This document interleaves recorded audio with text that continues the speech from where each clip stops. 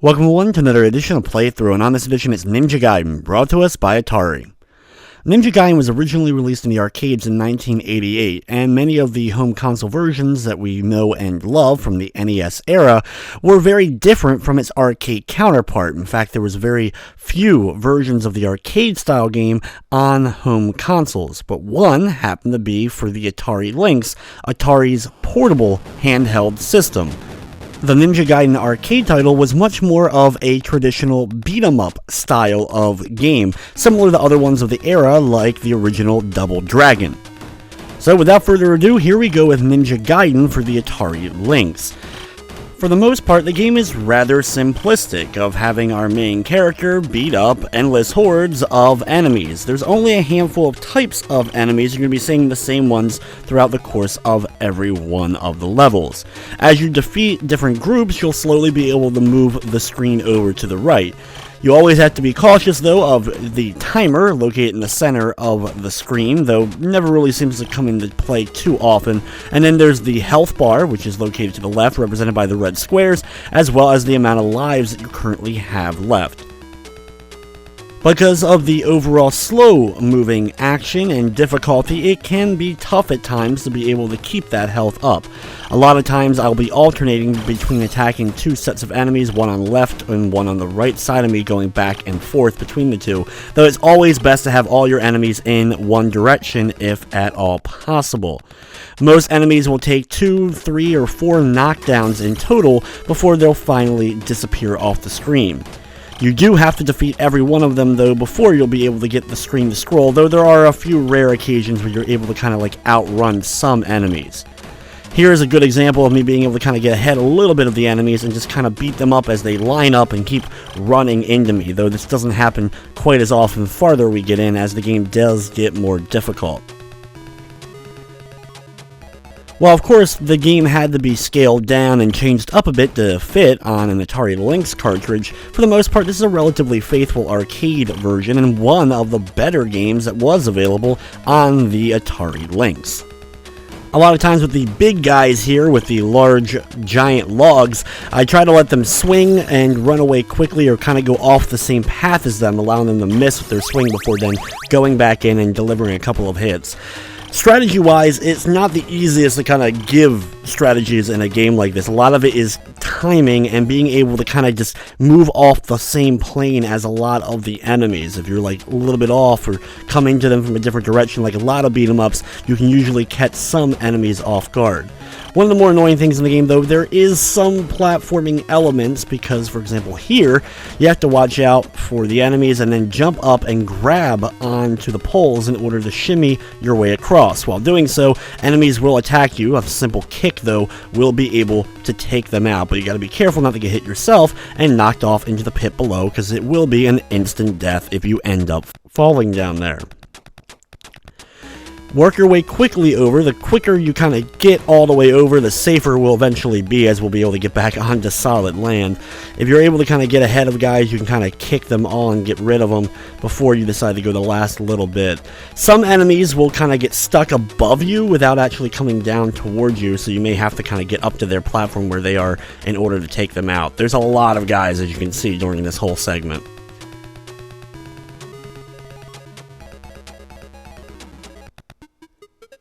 Once we do make it over to the opposite side, make the screen scroll, eventually we will get to the boss battle for level number 1, this big giant sumo guy. My first strategy is usually to kind of get up there close to him and start attacking and be able to kind of get him right into a nice little combo before he's able to really kind of get any moves off. He's a pretty easy boss, and like a lot of the first enemies we've been dealing with, it's very easy to kind of get up close, mash the attack button from a little bit of a distance, and be able to keep him at bay until eventually he ends up dropping before he's able to really do anything to us here. Once he is defeated, you will have to defeat all the other regular enemies that are still a part of the screen, but once you do, you'll move on to the next level.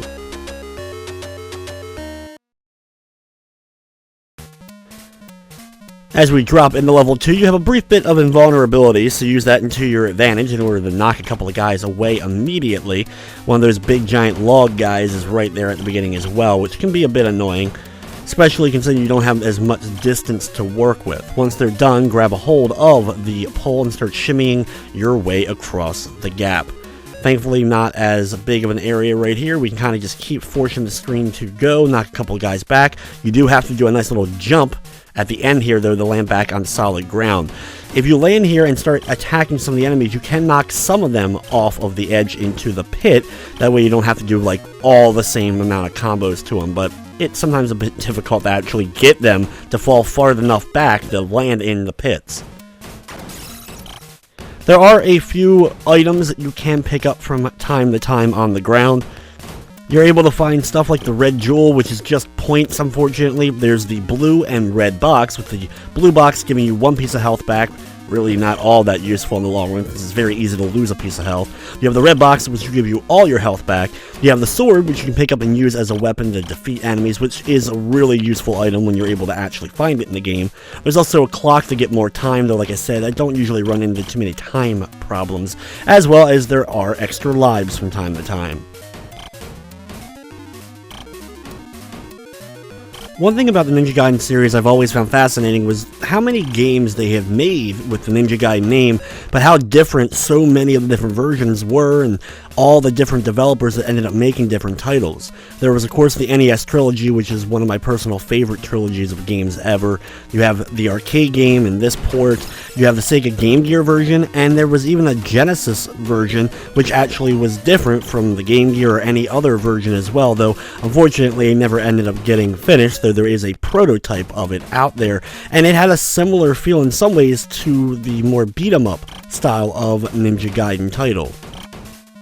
And then years later, of course, they revived the series with the awesome 3D Ninja Gaiden games that have seemingly also started to fade, with Ninja Gaiden 3 not doing as well, and then they have that weird Yaiba Ninja Gaiden title, which I've always heard is one of the not-so-great titles of the PS3 era, though I personally have not tried and played through that one yet.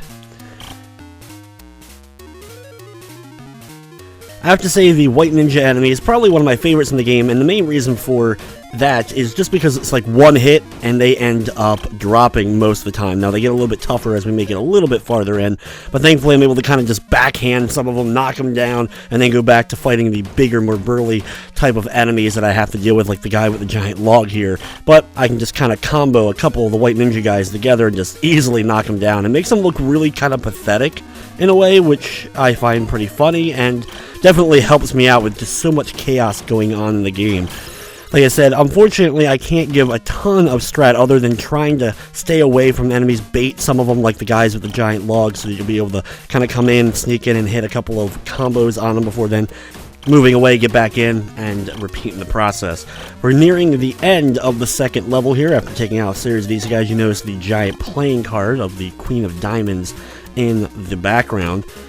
One-on-one, no enemy usually has much of a chance in the game. It's just usually bunches of enemies is what can really drain your health. So at many times, if enemies are kind of grouping together and you start to get hit, just try to get away as quick as possible to try to avoid getting ganged up on, because your health can drain really, really fast in this. The boss of level 2 is by far the hardest boss in this entire game. You have 3 of these guys with claws. When a lot of times you end up hitting them, they'll do a kind of moonsault, somersaults backwards, and then come back towards you in order to hit you. When they do this, immediately get out of the way of their path. They will always end up hitting you. You can't kind of like hit them, knock them away, and then combo back into it. There's a lot of running that has to be done in this fight if you want to be able to keep comboing them and keep your health up as much as possible. Now, there is a weapon you can have. You can have a sword going into this, but I want to show kind of a strategy of going in it with just your fist and your kicks. They, however, get the best of me, but thankfully you drop right back to where you were after losing a life, and you can go right back in to the fight against these guys. Once you're able to get one defeated, the fight definitely becomes easier, but it's just getting that initial thing. Also, anytime you do get knocked down, you have that brief invulnerability sometimes, use that to your advantage. I'm going to finish off the guy here with the sword, but of course I'm going to recommend that you get that sword as quickly as possible going into that fight. But I want to show that it is possible to beat it without grabbing that sword and just kind of using your fist and all. Right after they're defeated, of course, we move on to level number 3. In fact, we're already halfway through the game, as there is only 4 levels in the game.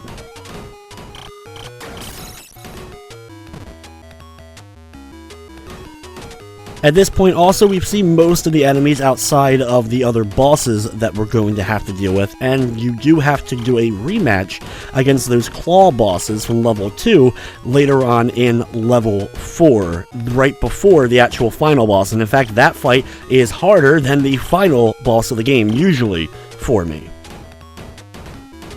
One of the only things that's not so great about this particular version is that it doesn't have all the levels of the arcade version. It only has 4 stages, while the arcade one has 6.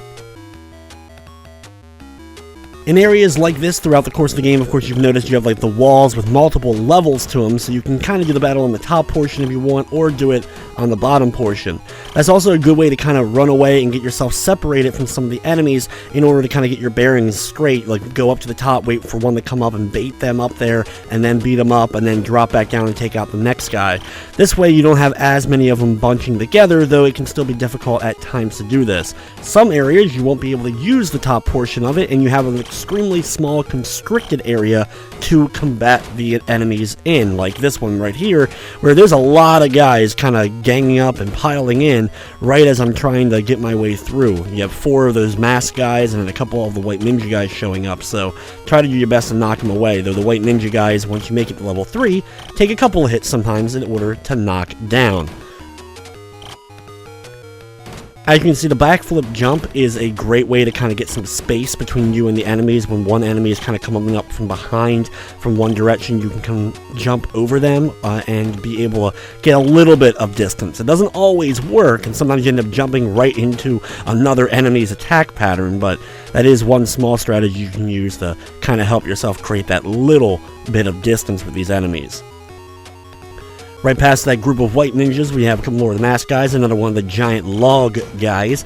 Be careful as you're going all the way over to the right, because there is another one of those pits for us to deal with.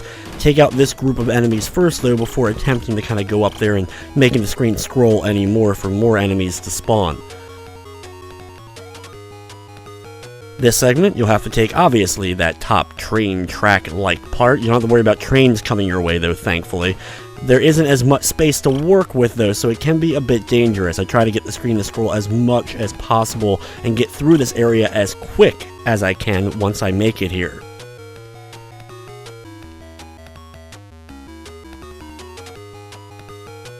Thankfully, there is no screen stoppage during this segment. You can make it over to the far right side safely, and even if you're quick about it, can knock one of the big guys right into the pit so you don't have to deal with him. These masked guys, of course, follow you all the way down there, and you will have to deal with everyone as they will continue to spawn. You do have to defeat them all still, but I feel like this gives you more opportunity to have a bit more space at your disposal. You have 2 different levels, as well as the pit to your left, but you have to be careful not to get knocked into the pit as well.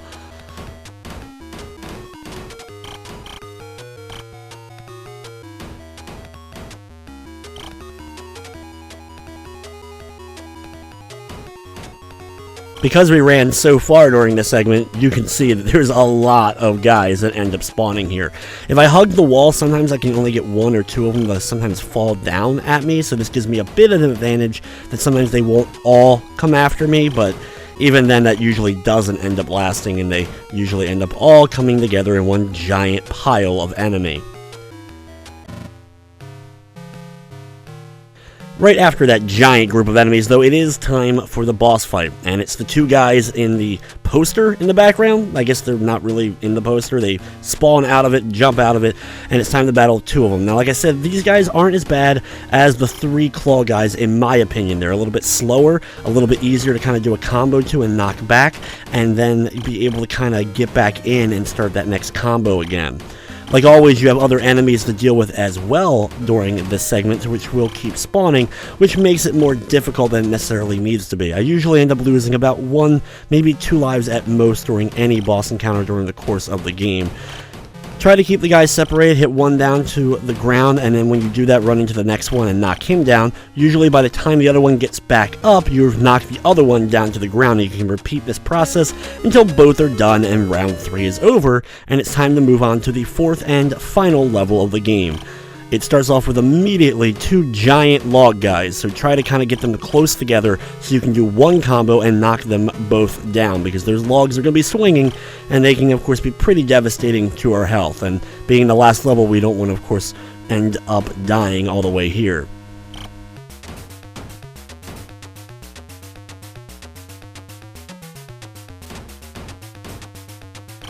Of course, being the final level of the game, they're going to throw everything at you that they possibly can to try to stop your progress. Enemies are going to take longer in order to knock down and take out, and this is where your skills of being able to kind of keep separation between you and the enemies and bunch them together for one big combo hitting multiple guys comes into play even more so than before. So hopefully you've kind of gotten used to being able to kind of getting away, though sometimes it's near impossible to do a combo with one little group and you still end up getting hit by a couple of enemies at the same time, like I am here.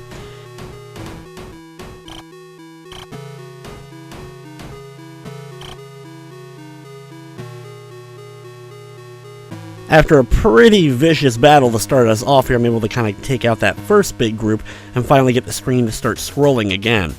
Now before we get too far to the right, I'm going to use the last little bit of the top level to my advantage to try to group these guys a bit together since I am low on health and try to take them out individually as they kind of make their way up and then drop down when I need to. Either way, try to keep them at bay, though even with me trying to do so, I still end up getting hit by the guy with the giant log. You'll notice right to the right that we have a rematch against the level 3 boss.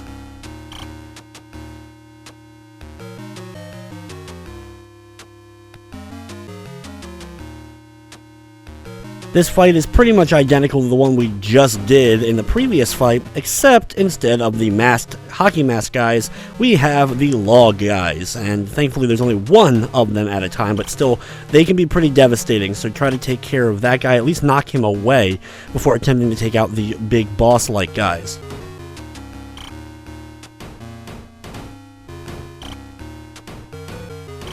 The good thing is, during this fight, the log guy won't come back. Instead, once he's defeated, you'll have one of the hockey mask guys, which is a bit easier to deal with than the big log guy.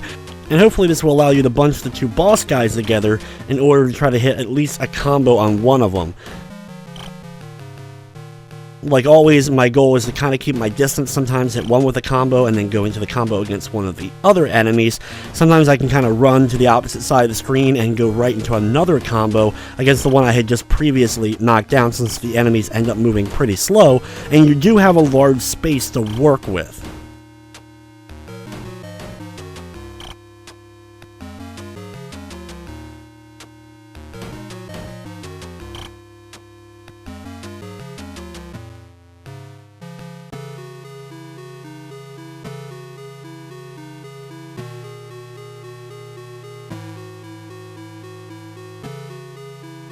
Once both of those guys are taken care of, you now have more normal enemies as we're getting close to the end of the game here. There are the explosive barrels that you may have noticed from time to time, but they don't really do all that effective of damage. You can knock enemies into them, and there is the fire going, but it really doesn't end up helping all that much. In fact, you can even run through it a lot of times with your guy, and nothing's going to end up happening. It's just like a cool-looking fire effect ends up being on screen during its existence. Thankfully, I'm able to get through all of these guys, nice little combos in order to knock them away, and once they're all done, we continue to move the screen over and get ready for the rematch against the claw enemies, the boss of level 2. Now, right after these guys is going to be the final boss of the game, so we want to try to conserve at least some health going into that. Thankfully, that fight usually ends up being easier than this one ends up being. The only thing really good about this fight is that it is just against them, so you don't have to worry about other enemies coming into the battle as you are taking them out. Remember, if you deliver a hit and they start kind of flipping backwards, immediately get out of the way if at all possible to try to avoid them end up hitting you. Even if you're able to start getting another combo on another one of the guys after hitting one back, you still want to make sure you get out of the way in time so you don't end up caught by one of their big flip attacks.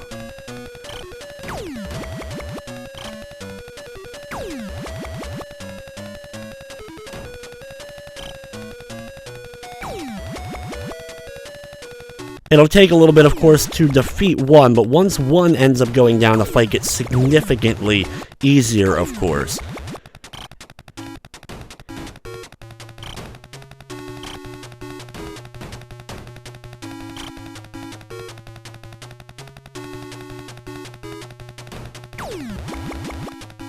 After getting rid of two of them, I just have to finish off the final one here, and now it's time to move to the final boss of the game.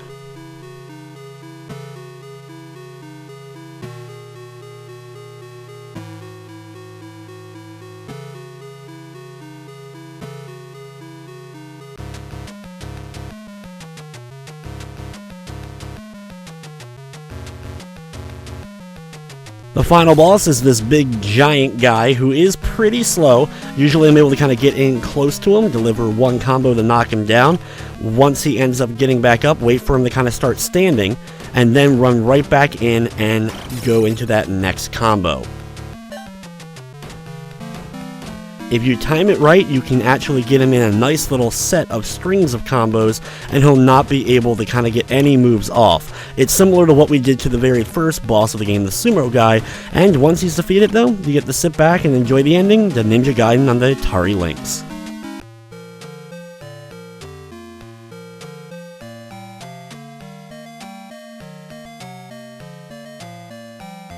And what an ending it is. Yep, that's it. You just get end of game, your total score in the corner. After you're looking at the screen for a while, it's going to go back to the main title screen and start the game over again. Overall, a pretty decent arcade version and one of the better titles on the Lynx. Unfortunately, the system didn't have that many decent titles at all, and this is one of the examples of one that's actually halfway decent to play. But anyway, guys, that's going to wrap up this episode of Play It Through.